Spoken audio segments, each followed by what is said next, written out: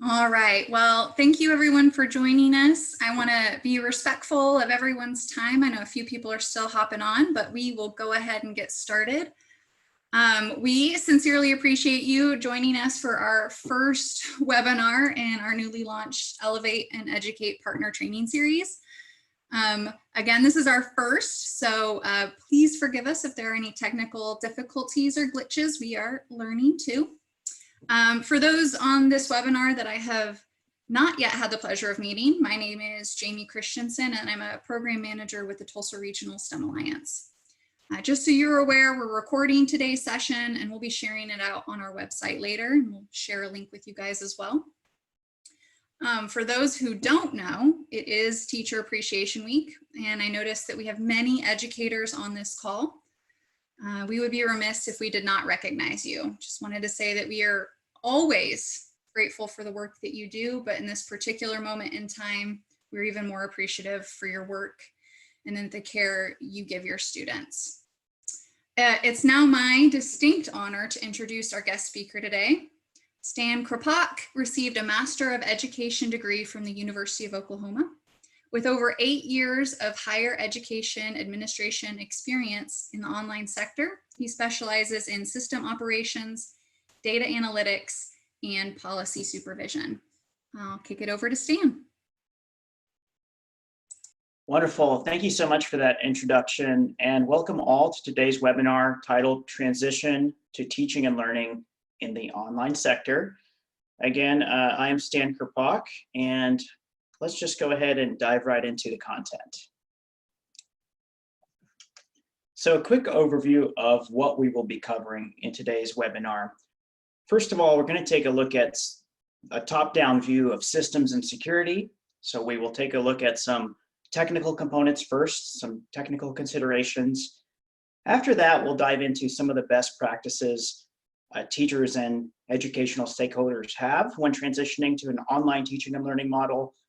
And then we'll also look at ways that we can keep our K-12 students engaged. Then we'll take a look at some of the overarching issues with access to technology. And then we'll take a look at some free resources, and we will reserve a little bit of time at the end to have a Q&A session. Now, the goal of this webinar is not for me to lecture to you all. So I do encourage you at any point to just interject and interrupt me with any questions that you have. You can do so by chatting, and Jamie will help kind of facilitate some of those chat messages. And then also you can just go ahead and unmute yourself as well and let us know what questions you have. But do certainly use the chat function to ask whatever questions, and I'll be doing my best to address your questions to the best of my ability. So with that said, I want to go ahead and get into the systems and security. Now, when schools and school districts, teachers and educational stakeholders transition from a brick and mortar model to an online learning model, really one of the first considerations I think should be whether your learning management system is centralized or decentralized. So let's break that down a little bit about what that means. Essentially, centralized and decentralized learning management systems, neither one is better than the other. In fact, both have benefits and obstacles. But let me give you some examples. For instance, does your whole school district use Canvas or Schoology? Or do you have different schools using different learning management systems to conduct their lesson plans and to capture student attendance and records? And some of the benefits of having a decentralized system would potentially be maybe your science classrooms have a separate software that they use to conduct virtual laboratories or things like that. So really, stakeholders should have a good understanding of whether their systems are centralized or decentralized, and that's really going to shape the way that schools are able to transition to the online teaching and learning model. And then ultimately shape their strategy, goals, and policies around how their software is being implemented across schools. So really very key consideration to have at the very start. Now, once you understand how your software is being used from school to school, from classroom to classroom, really it's important to kind of understand what type of hardware and software is available to your school or school district. And I see we have some chat here already. Okay, great. So it's really important for stakeholders to understand what types of computer systems and machines, what are their capabilities, what are their limitations, and how fast is the internet that our teachers have access to. So those are really critical considerations also when we're looking at planning a transition to the online teaching and learning model. But really, if you understand your software, if you understand your hardware, what's even probably more important is how to use those systems appropriately. So gauging computer literacy is a very central and challenging task. So stakeholders should be aware of what the skill levels are for those who are facilitating teaching and learning. So what about your leadership? What about your guidance counselors? What about your behavioral coaches? What about your science teachers? What level of computer literacy do they have? And what are the gaps that you will need to fill in terms of training and communication? So you will ultimately want to rely on your thought leaders in IT to help understand the computer literacy levels of your specific organizations. And if you recognize that there are a lot of technology gaps, it will be extremely important to conduct trainings to address those gaps. So determine how is technology used across your systems. Is it standardized or is it specialized? What technology are we going to be using? Is it going to be mobile? Is it going to be your standard computers, laptops? And then how does our staff interact with that technology, and what is their competency level with their computer literacy?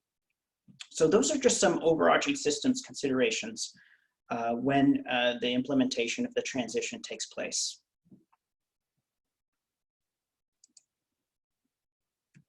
And we really couldn't talk about transitioning to the online sector if we didn't talk about security and safety. So let's dive into some components that I think should be addressed. I want to start by talking about FERPA guidelines, because FERPA considerations are critical when we're working in an online environment. So what a really easy thing to do is just, if you Google FERPA K-12, you'll get these federal guidelines. And you may have additional state guidelines which you must abide by in order to comply, depending on your organization. And frankly, if your school or school district or organization does not have an online teaching and learning policy written out that explicitly reviews FERPA guidelines, I strongly encourage you to draft that policy as quickly as possible, because that will protect you as educators and protect those who are learning within your organizations.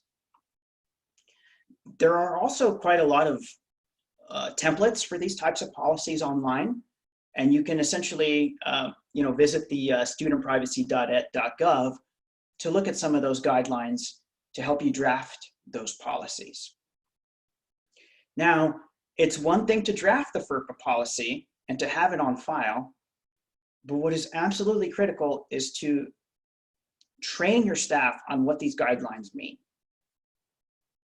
So how do you comply with these guidelines? What are the implications of moving student data across the internet. Because our first priority is to protect the safety of our students, and these FERPA guidelines help you do that. So do shape explicit policy surrounding FERPA guidelines for K-12. And that gets us into this idea of student data warehousing. So another really important technical consideration is, where is student data going to be housed? Is it going to be housed on the cloud? Is it going to be housed on a local network? I know a lot of teachers, for example, let's say if your teacher is taking attendance in a Google Sheet, is that Google Sheet password protected? Are certain fields hidden? These are questions that you really have to ask yourself. And the same thing, if you're saving student data on a local drive, is that local drive encrypted or protected? So as you're developing your policies, include student data warehousing information in your student protection FERPA teaching and learning online policy. This also ties into server and network security as well. Do you have strong antivirus protection? Do you have secure systems where you can send student information that is encrypted? And we also want to definitely consider the idea of personal devices and the security issues that go with the ubiquity of learning on mobile. So the details of student data warehousing go beyond the scope of this conversation, but I really wanted to emphasize that these are really strong points that you should be including in your policies as you're drafting them. Now, once your teachers actually start communicating, or teachers or stakeholders or those who are engaging with students in an online environment, there is such a thing called a virtualized learning environment, or a VLE. Basically, consider that the online classroom. In the same way that your teachers follow expectations, your teachers and students follow expectations for the classroom, they really should be following similar expectations in the virtual learning environment. So build that into your policy as well. You can have a remote teaching and learning policy where both students, parents, stakeholders, teachers, everybody agrees to those expectations, and they abide by those expectations within those virtualized learning classrooms. And again, drafting policy is just half of your goal. You really want to be very clear about what that policy means. So do conduct training after you draft those guidelines. And it will take stakeholder buy-in as well from the top down. So this really should start at the very top of your organization and move all the way down, and not only apply to the people who are participating in the teaching and learning, but also the community leaders, so that everyone understands what the expectations are. And again, the ultimate goal is protecting our students and their safety.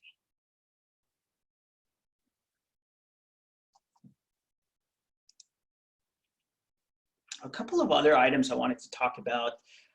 We touched on this a little bit in terms of verification of participants. It's really critical to understand that those who enter the virtual learning environments are those who are intended to enter those online virtual environments. So there are methods of authenticating and assigning roles and permissions for people to facilitate those environments.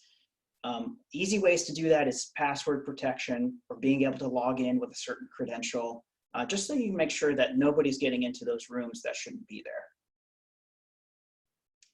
And one really great way to ensure the safety of your students is to conduct regular monitoring and recording of those virtual education rooms. Whether it's auditing the text that occurs or auditing video recordings.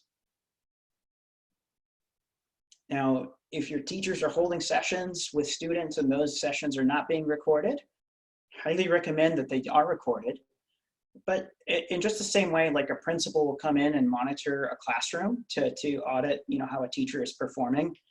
In the same way, those types of audits should be occurring on a regular basis to ensure that the types of interactions teachers and learners are having are appropriate and within the parameters of your expectations. Hey, Stan. Yes. Valerie had a great question. She wants to know, do you need parental permission to record students? Typically, that would be kind of like in the policy that you write that everybody agrees to, you would want to include that, right? And just as long as you ensure that those policies are written and agreed to beforehand before you can record, right? So you need to get that, again, that buy-in from parents and community stakeholders in order to do that. And of course, you need to ensure that those recordings have a purpose, right? To make sure that those recordings are intended to protect the students. And then after auditing or what have you, if there's no issues, they would of course be deleted. So in essence, you do need that buy-in prior to doing that. Great question. So this leads us to another idea of assessment and proctoring online. So there are a lot of ways to assess our students. Many different types of assessments, ranging from turning in assignment all the way to monitoring an examination. This is actually a really interesting topic because there are a lot of third-party companies that conduct virtual proctoring. So if your school needs to conduct an examination and you don't have the sort of the staff to be able to do that, you can hire a third party to proctor those types of assessments online and make sure that students are being verified and that the work that they are doing is their own. So certainly a very important consideration. All right. And then I guess if we're talking about security and safety and technology considerations, we really do also want to talk about the IT help desk infrastructure that's available to your school or organization. Things I want to mention is that if you are transitioning to an online teaching and learning model, those IT help desk folks are going to get a lot more tickets. Their workload is going to increase, and those are things that you should consider. So if that means beefing up your IT help desk staff or giving them additional resources to handle the increased load of tickets and troubleshooting issues, that is a very important consideration to have. Looks like we're getting some chat here.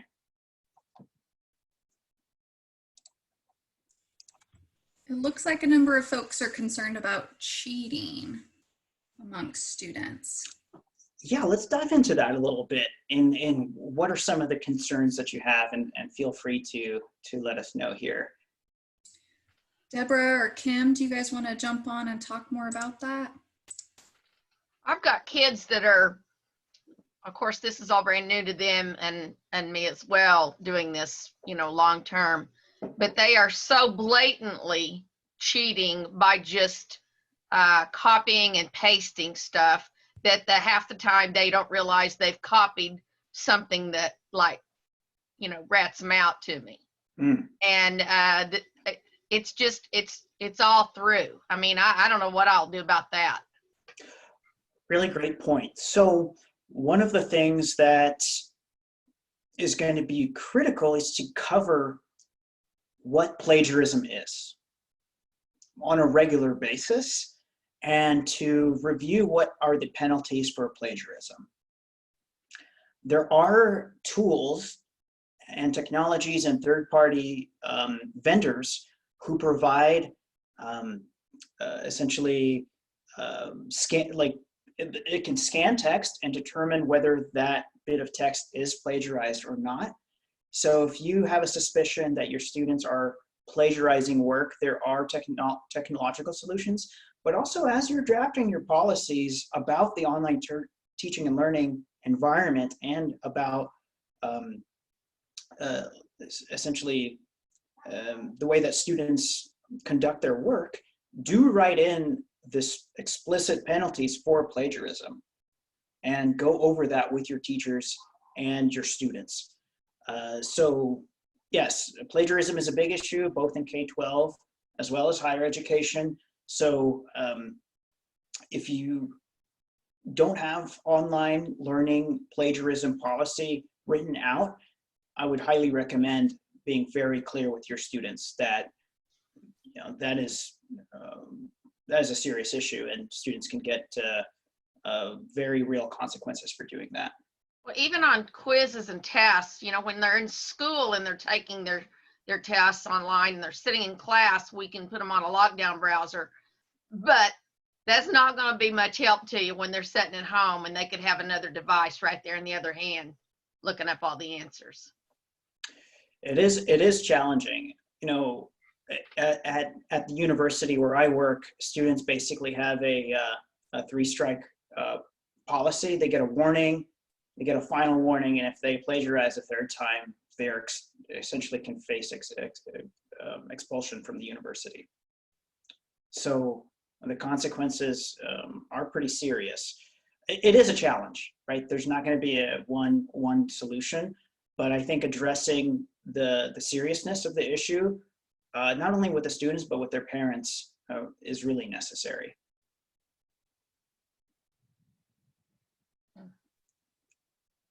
And I think originality in writing, I think, is important. So the way that assignments are posed, where if you can make it more challenging for people to plagiarize, then that's better too. And there's some tips online as well for that. We can take a look at that. Was there any other comments about plagiarism or cheating? No, Kristen had talked a little bit about performance-based assessments could be helpful, but obviously more work for the teacher. That's right. And you can always test a student by saying, hey, link up with me and let's review this. And then you can say, in your own words, describe this and see if you are able to gauge whether that is original work or not. But it is a very challenging topic, certainly. Yes, okay. Thank you for those comments and questions. So now that we've covered more of the technical components, let's discuss the best practices in online teaching and learning. And we will kind of get into some of those student classroom expectations here too. I want to address this idea of synchronous learning versus asynchronous learning.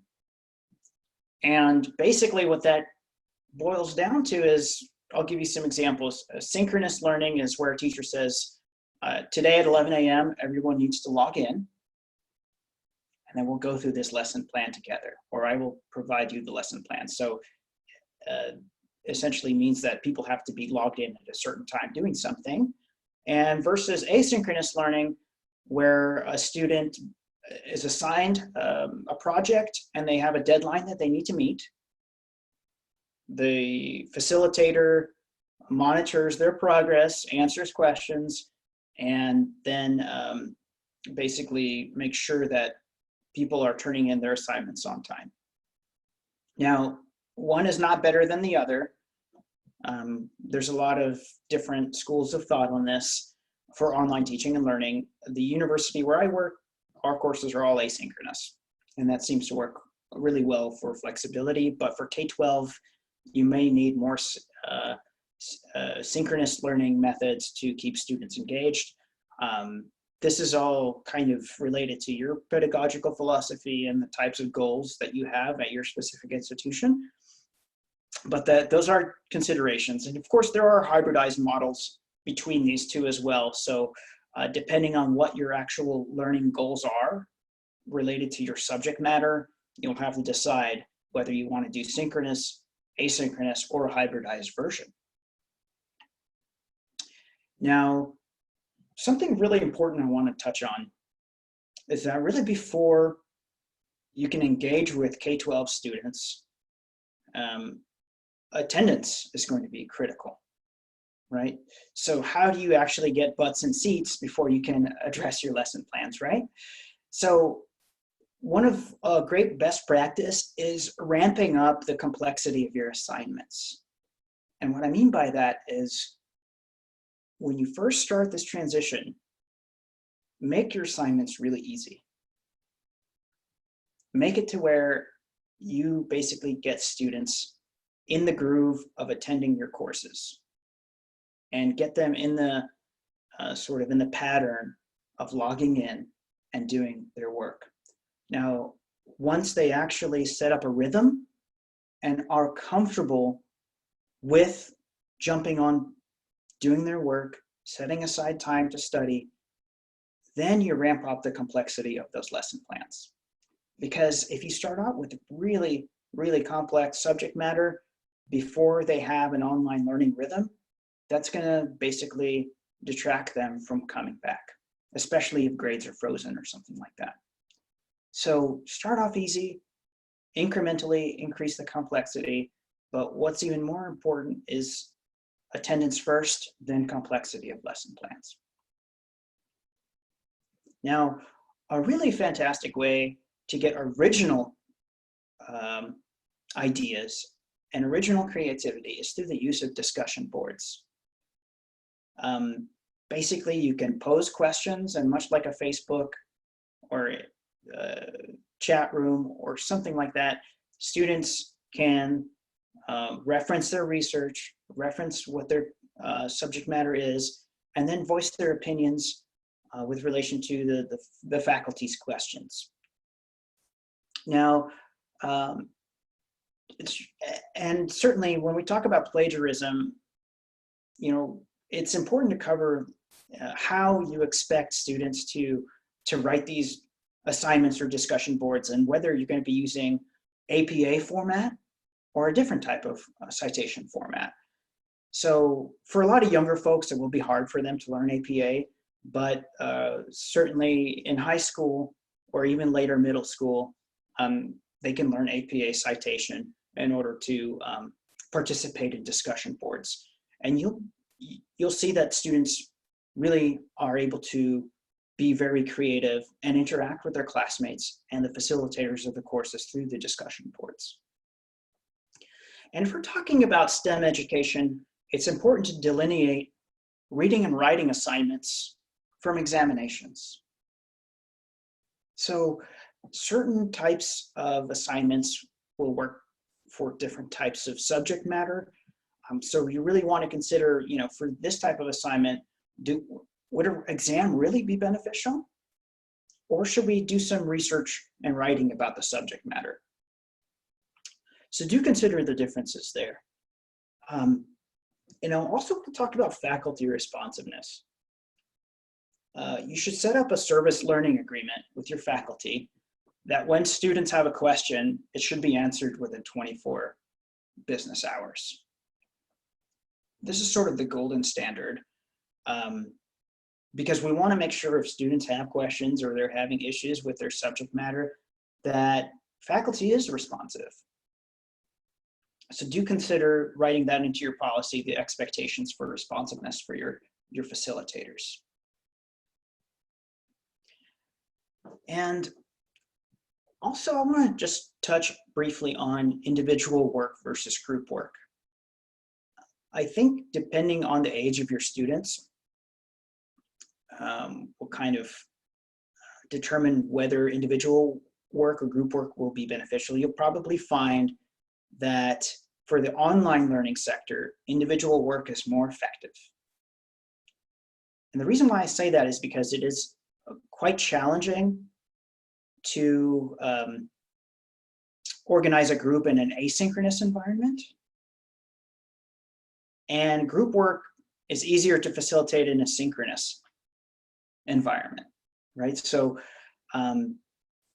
it's much more challenging to say, okay, your assignment is due Friday. Between now and then, get together with 3 other people and work on this assignment. So that poses its own unique challenges. So do consider how you're assigning individual versus group work, depending on whether you're in a synchronous or asynchronous environment. I also want to talk about student support systems, because I think a lot of time we spend discussing teachers and students, but there's a whole array of support systems that should be incorporated in these conversations.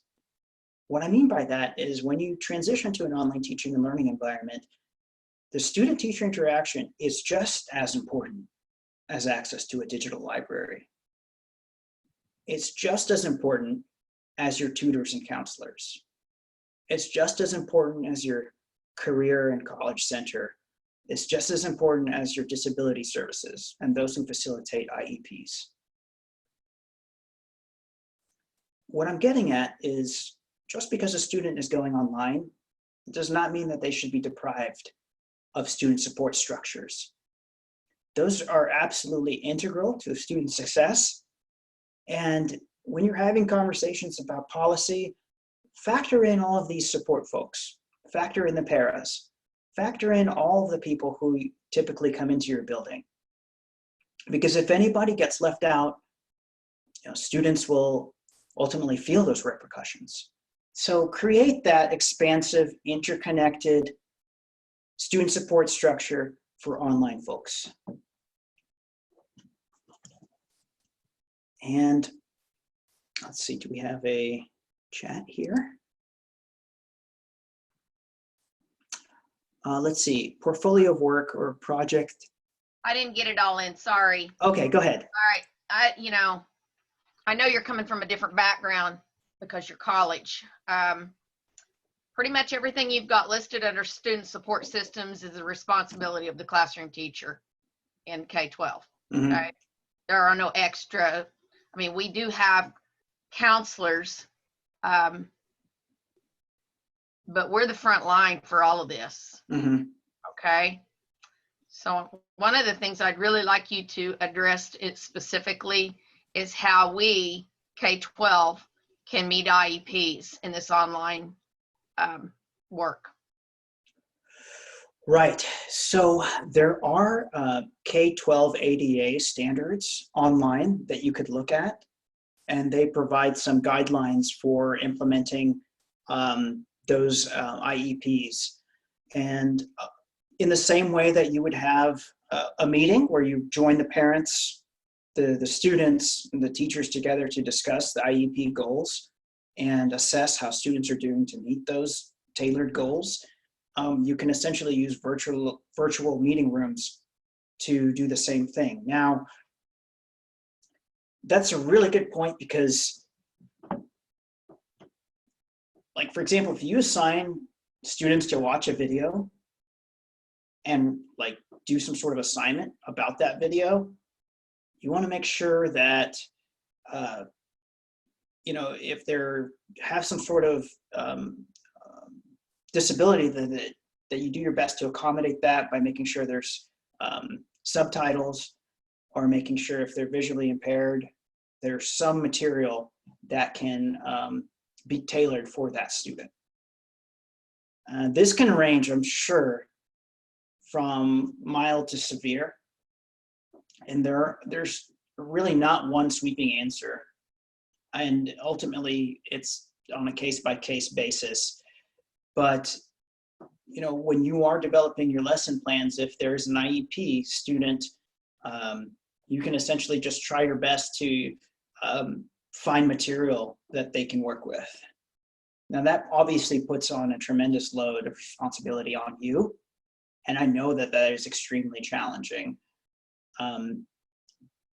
But I think coordinating with the parents to the best of your ability and seeking out alternative coursework that accommodates their exceptionalities, that's really all you can do, right?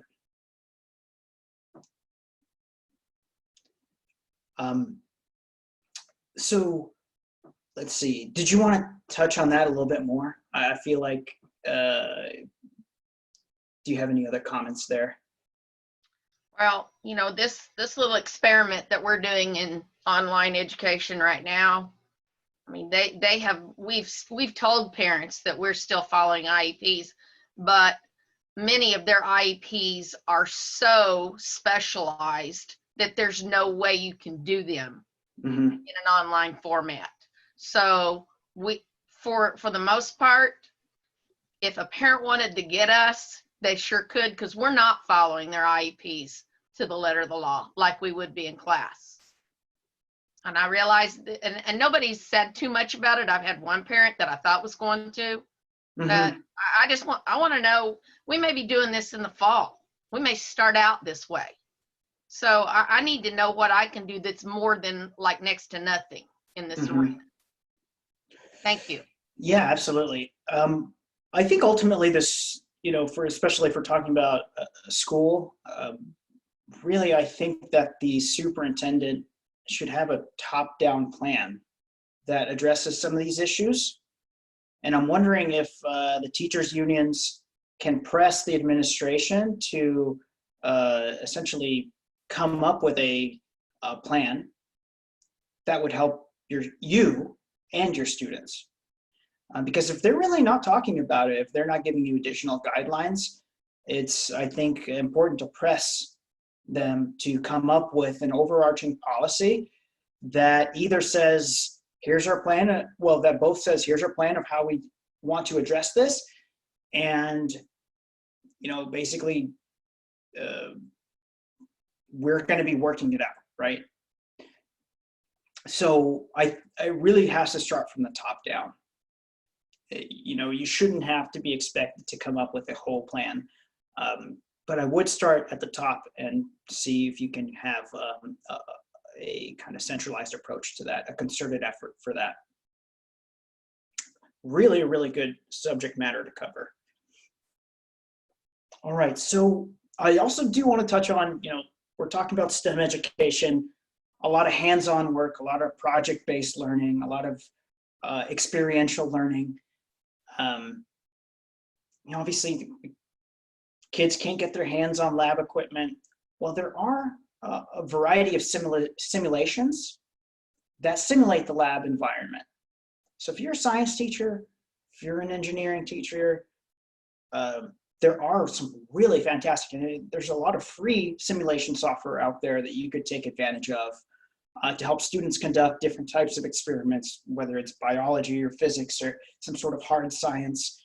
You can still do that. I know at the university, our bio class, there's a company that'll actually mail a pig fetus for dissection. So there's a lot of really interesting ways that students can still conduct science experiments from their homes or through a digital virtualized simulation.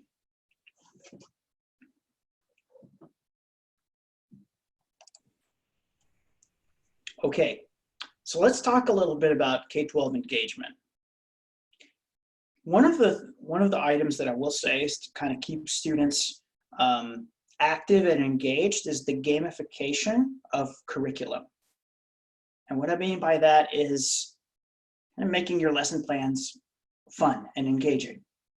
So, if your students like trivia, that's a really great way to kind of have an opening icebreaker. So here's some really great trivia platforms that you can use. A growing multi-billion-dollar industry is electronic sports or esports. For all of your kids who are undoubtedly playing on their Xboxes or PlayStations, you can support them in that. And I think esports are a great way to engage students because it helps them learn about technology.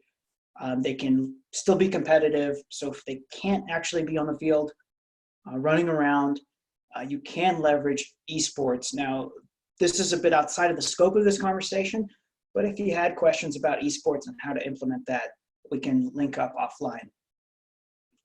And then also, I really think creative writing, photography, different ways to engage with technologies, even mobile devices, digital storytelling, podcasting, social media, all of these different ways to engage with your students are viable options. Any comments or questions? I see maybe some chat coming through. We did have a question about equity and access and connectivity. I Mhm. believe you're going to address that in a bit. Yes, let's talk about that. Well, but was there a specific question? Was Valerie who asked, she said, we have students without connectivity. How do schools make sure students are served equally? Yeah, let's get into that. So one of the most pressing issues is, sure, we can have a great plan, we have great strategy, we can have great policy, we can protect our students, but what if they can't access what we're actually trying to convey to them? So one of the things that I would recommend, and if your school or school district hasn't done this, I highly recommend conducting a survey of the availability of technology. Now, this can be low tech, this can be sent in the mail as a questionnaire. This can be sent via email.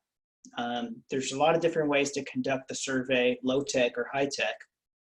But really, to gauge what level of accessibility your students have is so critical, because you can identify, maybe just from those who don't respond to the survey, what is that telling you about their access level? Now, those without a computer, you can essentially create lesson plans that are friendly for mobile devices or tablets. And let's talk a little bit about internet. And some schools are opening up their parking lots as Wi-Fi accessible.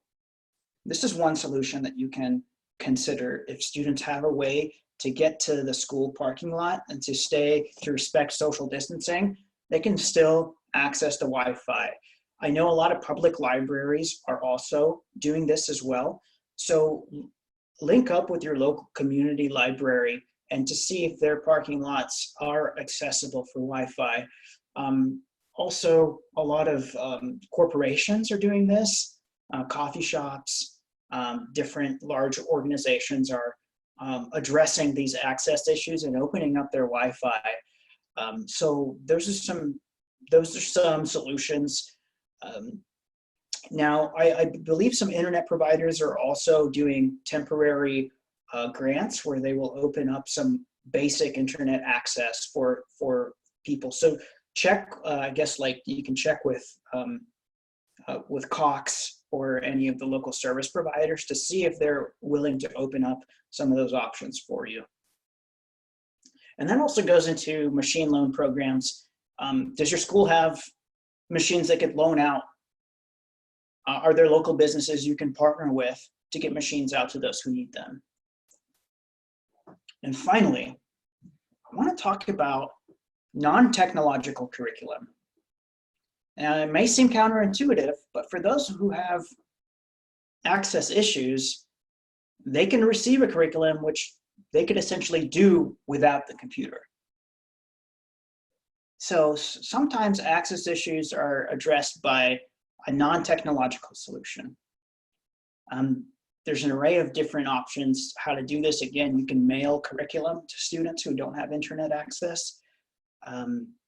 Obviously, there's going to be students who might not have a mailing address, let alone a computer or internet access. And for those, they'll have to come up with custom solutions. But non-technological options can be a solution to access issues. So do consider that. Okay, one of the main points I want to stress here is do rely on your technology experts to transition. If you're having conversations about transitioning to the online learning model, if you're drafting policy, if you're working on these projects, make sure your IT people are in the room, because they will help you understand what your obstacles and opportunities will be.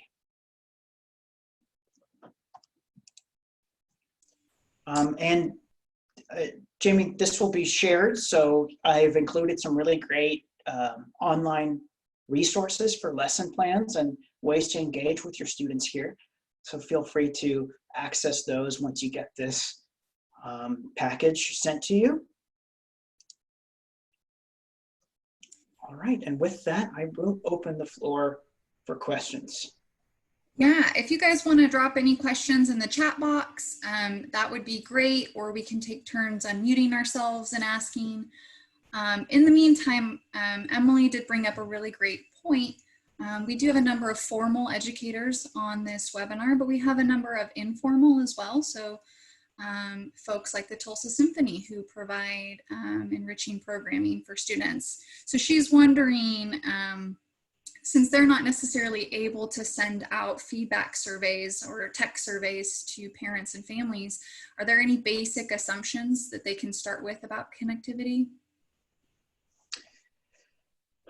Yeah, so essentially you're wondering how to reach your audience and gauge what their level of access is. Is that sort of the question there?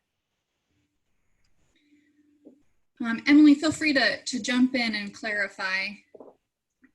Yeah, so I'm just kind of wondering, because I know TRSA, when we started building out some of our virtual learning, we kind of really scattered the jets trying to find pathways for people with no connectivity, some connectivity, and full connectivity. Mm-hmm. But whenever we're working towards like this, however long we need to go digital, for some of our partners at a lot smaller staff or more limited resources, you know, that may not be the best thing to do, is just try to reach everybody. So is there somewhere where you feel like they should pick and focus their energy at first? Like what would be the biggest bang for the buck?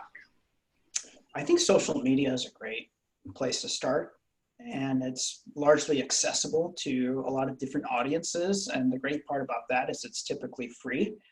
So leveraging social media to get the word out is great. And through that social media connectivity, you can target local news organizations, you can target different communication outlets to get the word out. So, you know, if you can't reach people with connectivity issues, you can at least try to address the community to raise awareness about your initiatives. I would say that might be a great place to start. That's great. Do we have any other questions?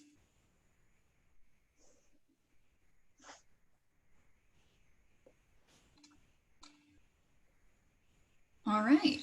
Yeah, now I know that we covered a lot today, a lot of really complex topics, and some of which were outside of the scope of this. But if your organization would like to ask any questions to me directly, my email is right there, or you can also contact TRSA. Looks like I accidentally wrote TSR right there. Sorry about that. But TRSA, you can contact them, and I'm happy to connect with you offline to kind of see what's going on. And if you have any like specific questions, I'm here in Tulsa. I'm here to help you guys out if I can. So just let me know, and I'm happy to work with you and see if we can come up with a custom solution. I would just really like to thank Stan and just let everyone on the webinar know that he has been an invaluable resource to us as we begin to build out what our virtual events and summer programming looks like. And the more specific you can be with your issues or questions, the more valuable he is. So please, if there's anything that you guys are working on and you need help with, he's a very, very great resource. And we're also willing to help with anything that you guys need. So just feel free to reach out. But I guess that concludes today's webinar. I just wanted to thank you all again so much for participating. We've recorded it, so you'll receive an email link a little bit later today in case you'd like to watch it again or share it with anyone else, as well as this presentation.